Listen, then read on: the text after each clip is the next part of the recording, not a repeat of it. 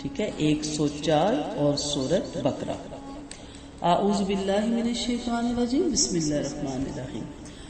یا ایہا، اے الذین، وہ لوگ، آمنو، جو ایمان لائے ہو، لا نہ تقولو، تم کہو، راعینا، ہماری رعایت کیجیے، وقولو، اور کہو، انظرنا، واسمعوا، اور غور سے سنو، للکافرین، اور کافروں کے لیے عذاب ہے، علیم، دردناک۔ یہاں کون سے کافر مراد ہے؟ یہاں یہ وہ منافقین تھے جو نبی کریم صلی اللہ علیہ وسلم سے بات کرتے وقت ایسے الفاظ استعمال کرتے تھے جس سے نعوذ باللہ آپ صلی اللہ علیہ وسلم کی انسلٹ مقصود تھی۔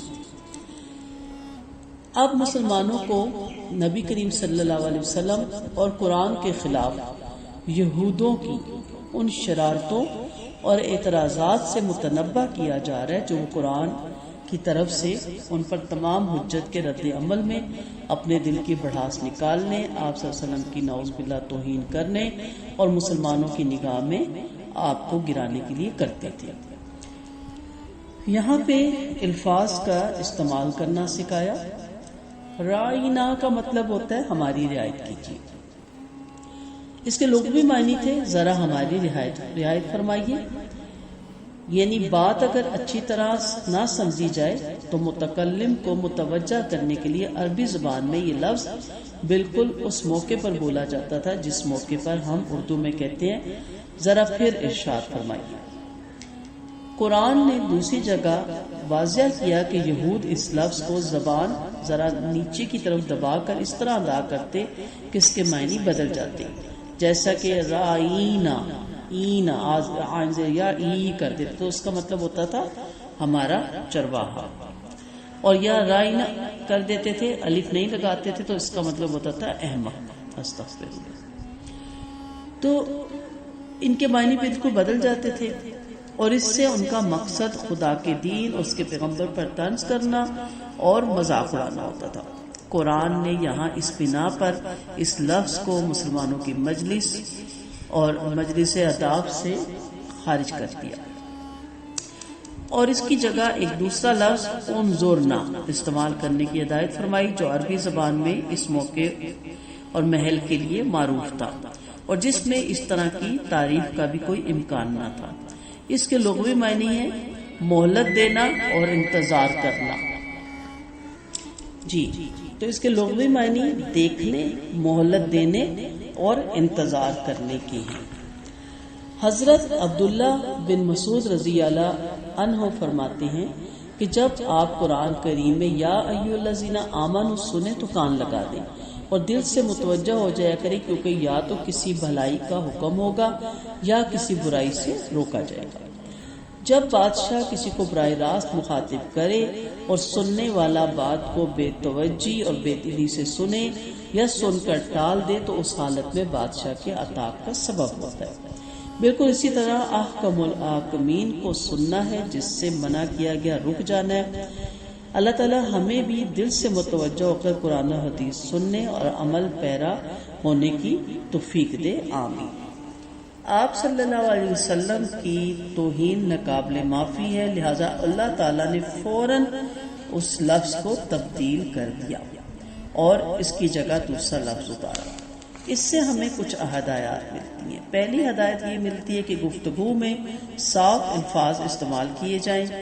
نمبر 2، جیسے اس کے اندر ہی ہے واسمعوا، غور سے سنا کرو، جو بات کہی جائے اسے غور سے سنیے۔ اور اب یہاں دیکھیں کہا گیا وللکافرین عذاب علیم۔ اب یہاں کافر کون ہے؟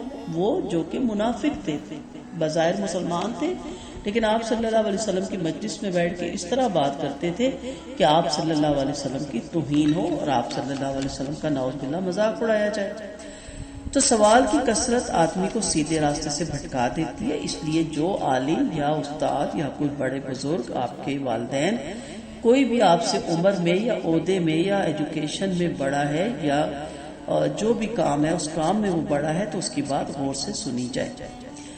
اس لیے سوال جواب کے بجائے عبرت اور نصیحت کا پہلو سامنے رکھا جائے، اور سب سے بڑی بات ہے اپنی ایمان کی حفاظت کی جائے، اور اس سے بھی بڑی بات ہے کس کی بات سمجھ نہیں آتی جس سے حسد ہوتا ہے، اس کی بات پہ انسان مین میخے نکالتا ہے۔ پھر یہ بھی ہمیں پتہ چلتا ہے کہ ہمیشہ خاموشی اور ادب کے ساتھ بیٹھا جائے، اور پھر نام بھی عزت اور احترام سے لیا جائے۔ آپ صلی اللہ علیہ وسلم کی تو شان ہی بہت بڑی ہے، ان کے تو ہم پیروں کی خاک بھی نہیں، لیکن اسی کے زمرے میں پھر آ جاتے ہیں وہ تمام اہل علم لوگ، چاہے وہ میں اسے دنیاوی علم تو نہیں کہوں گی، علم نافع جو بھی پڑھا رہا ہے اس میں، چاہے آپ کی اسکول اور کالج اور یونیورسٹی کا علم ہے، چاہے آپ کا قرآن و سنت اور حدیث کا علم ہے، ان سے اختلاف اپنی جگہ، لیکن ان کا نام احترام سے لیا جائے۔ آج کل تو بہت مجھے دکھ ہوتا ہے کہ نعوذ باللہ ان کے کارٹون بنائے جاتے ہیں، ان پہ گانے چلائے جاتے ہیں، ٹک ٹاک بنائی جاتی ہے ان پہ، اور ان کے نام بگاڑے جاتے ہیں۔ استغفر اللہ۔ اختلاف میں نے کہا نا رہے گا، اپنی جگہ رہے گا، لیکن اختلاف کا یہ مطلب ہرگز نہیں ہوتا کہ آپ احترام کے زمرے سے باہر نکل آئیں۔ پھر ان تمام اہل علم کے لیے ہمیشہ دعائے خیر کریں، خاص طور پہ اپنے استادہ کے لیے تو بہت زیادہ کریں، چاہے انہوں نے آپ کو یونیورسٹی لیول تک پڑھایا ہے، چاہے آپ کو انہوں نے دینی علم پڑھایا ہے، علم نافع جو بھی پڑھایا ہے۔ پھر اسی طرح آتا ہے کہ سلام میں بھی پہل کریں، یہ نہ انتظار کریں کہ وہی سلام کرے۔ پھر یہ بھی اس سے ہمیں پتہ چلتا ہے کہ ان کے آگے نہ چلا جائے، ان سے مطلب یہ بھی ہے کہ ان کی بات سے آگے اپنی بات بھی نہ بڑھائی جائے۔ سورۃ حجرات جب ہم آپ کو حفظ کروا رہے تھے تو اس میں یہ سارے پوائنٹ آ بھی گئے تھے۔ خدمت کا موقع مل جائے تو انکار نہ کریں، کوشش کریں کہ ہمیں اپنے استادوں کی خدمت کا موقع ملے، کوتاہی نہ کریں۔ پھر اعزاز اور سعادت سمجھیں ان کا کام کرنا، اور ان سے بات کرتے وقت ہاتھ سے ان کی طرف اشارہ نہ کریں، کبھی ایسے لوگوں سے بحث نہ کریں۔ ٹھیک ہے، آپ شب قدر پر 4 آدمیوں کی بخشش نہیں ہوتی، ایک شرابی کی، ایک والدین کا نافرمان، ایک صلہ رحمی توڑنے والا، اور ایک کینہ رکھنے والا۔ تو اس لیے میں نے یہ آپ کو بتائے پوائنٹس تاکہ آپ کو پتا ہو کہ جب بڑوں سے گفتگو کی جاتی ہے تو کیسے کی جاتی ہے۔ اللہ تعالیٰ نے اپنے مومن بندوں کو کافروں کے اقوال اور افعال کی مشابہت اختیار کرنے سے منع فرما دیا۔ یہود آپ صلی اللہ علیہ وسلم سے گفتگو کرتے ہوئے آپ کی ذات گرامی کی توہین کے لیے توریہ کے طور پر بعض الفاظ استعمال کرتے۔ توریہ کہتے چھپانا، کتمان کر جانا۔ چنانچہ جب وہ یہ کہنا چاہتے تھے کہ ہماری بات سنیے تو مفہوم کے لیے ایسا لفظ یوز کرتے تھے جس سے نعوذ باللہ آپ کی انسلٹ ہو۔ یہ پہلے بھی میں نے بات کی۔ حدیث میں بھی ہمیں پتہ چلتا ہے کہ جب سلام کہتے تو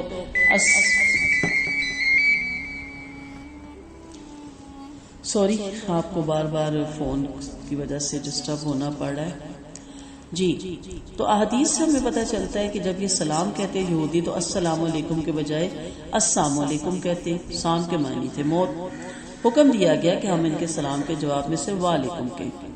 حدیث میں یہ بھی آیا کہ ہماری بددعا ان کے حق میں قبول ہوتی ہے، ان کی ہمارے حق میں قبول نہیں ہوتی۔ الغرض اللہ تعالیٰ نے اس آیت کریمہ میں اہل ایمان کو کافروں کے ساتھ قول و فعل میں مشابہت سے منع فرمایا۔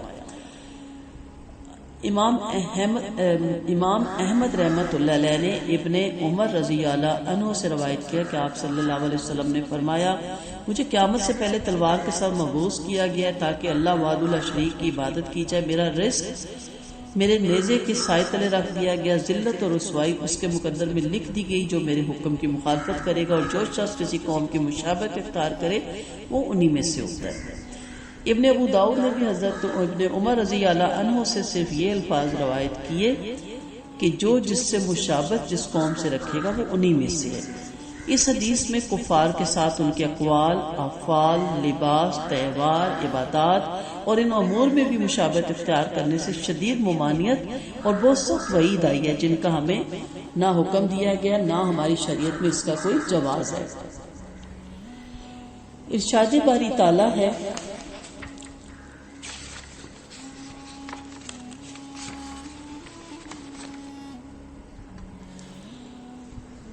یا ایھا الذین آمنوا لا تکونوا راعین، اے ایمان والو تم گفتگو کے وقت اللہ کے پیغمبر سے رائنا نہ ہو۔ یاد رکھیے جو ہم تجوید پہ اتنا زور ڈالتے ہیں اور اس قدر مسٹیک نکالتے ہیں، اس کا مین مقصد یہ ہے کہ میننگز بدل جاتے ہیں۔ جیسا کہ میں نے آپ سے کہا تھا نا کہ قلب دل ہوتا ہے، قلب کتا ہوتا ہے۔ تو آپ بہت دھیان رکھا کریں اس کو تجوید کے ساتھ قرآن سیکھنے کا، انشاءاللہ انسان سیکھ جاتا ہے۔ ڈسہارٹ نہ ہوا کریں، پوری محنت کیا کریں. ہا اور ہا سے بھی میننگز بدل جاتے ہیں، عین سے بھی بدل جاتے ہیں، قاف اور کاف سے بھی بدل جاتے ہیں. تو اس سے ہم مسلمان اپنی ناسمجھی میں سارے قرآن میں نعوذ باللہ اس طرح کے الفاظ غلط پڑھ کے اور اس کے میننگز چینج ہو رہے ہوتے ہیں، اور کیا کہتے ہیں کہ نہیں جی اللہ تعالیٰ قبول کر لیتا ہے جیسا بھی پڑھے. ایسا نہیں ہے. اور یہاں کافر ان لوگوں کو کہا گیا جو مذاق اڑاتے ہیں اس طرح کی باتیں کر کے. آخر پہ میں آپ سے یہی کہوں گی اس آیت کے کہ آپ ہر وہ چیز جو قرآن و سنت کی مخالفت میں ہے اسے چھوڑ دیں. ہر وہ کام جو کہ یہود و نصارہ کرتے ہیں، جیسے ان کے لباس ہمارے گھروں میں تمام بچے اور بڑی خواتین بھی پہن رہی ہیں، جس میں یہ جینس کی پینٹیں اور ٹراؤزر آ جاتے ہیں، جس سے برہنگی بہت زیادہ ہوتی ہے. اور گھر میں ہمارے میوزک چلتا ہے، اور ہمارے تہوار دیکھ لیں، ہماری رسومات دیکھ لیں، رواج دیکھ لیں، یہ برتھ ڈے اور یہ مہندیاں اور یہ اپٹن، یہ سب کچھ ہم نے دوسروں سے لیا ہوا ہے. ہمارا یہ اسلام نہیں ہے. ہمارا اسلام بہت ہی آسان مذہب ہے، بہت ہی امن والا مذہب ہے. اس میں کوئی کسی کے لیے تکلیف دہ نہیں ہے. جیسے شادی میں اس قدر اخراجات، اس قدر اب بیٹیوں کے پیدا ہونے پہ افسوس منایا جا رہا ہے کہ جی ان کی شادیاں کیوں افسوس منا رہے ہیں، تو رحمت ہوتی ہے.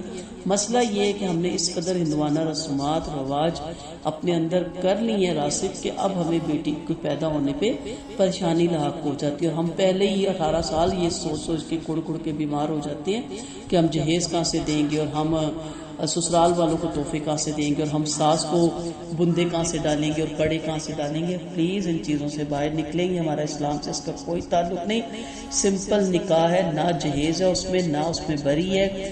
مرد اپنی استطاعت کے مطابق جو بھی عورت کو رہائش یا جو چیزیں دے سکتا ہے عورت کے سامنے رکھی جائے گی. وہ ایکسیپٹ کرتی ہے بچی تو اس کے ولی نکاح کر دیں گے.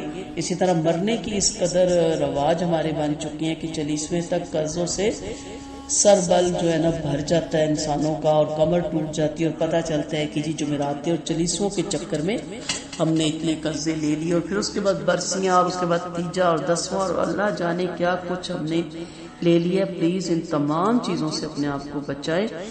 کوئی جس کی ڈیتھ ہوتی ہے اس کے گھر میں پڑوسی یا رشتہ دار 3 دن کھانا بھجوائے. اور کھانا کیا ہے جو گھر میں پکتا ہے، تاکہ وہ دکھ کی وجہ سے ان کا دل نہیں چاہتا کہ وہ چولہے چلائیں اور ہانڈیاں پکائے بس. اور تیسرے دن کے بعد چوتھے دن اپنے روٹین کے کام میں آئے.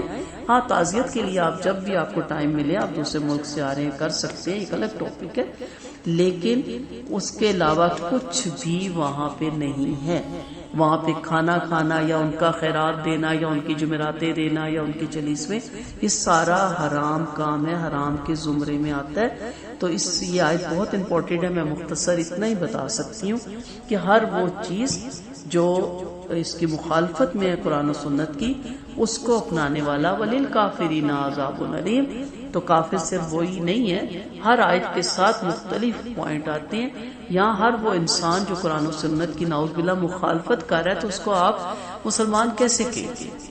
بتائیں. یہ بدعتیں کرنے والے، یہ شرک کرنے والے، اور اس کے علاوہ یہ قرآن و سنت میں تبدیلی کرنے والے اور ہمارے رواج تہواروں کو بدلنے والے، ہم سب کس زمرے میں آتے ہیں؟ اسی کو بڑھاتے چلے جائیں، پھر ہم چلے جاتے ہیں اور بہت سے کاموں پہ. منگنی کی رسومات دیکھ لیں آپ، اپٹن کی رسومات دیکھ لیں آپ، حقیقے کی رسومات دیکھ لیں. پورے خاندان کے لیے عذاب بن جاتا ہے جی حقیقے پہ آئے اور تحفے لے کے نہیں آئے اور دیا کچھ نہیں.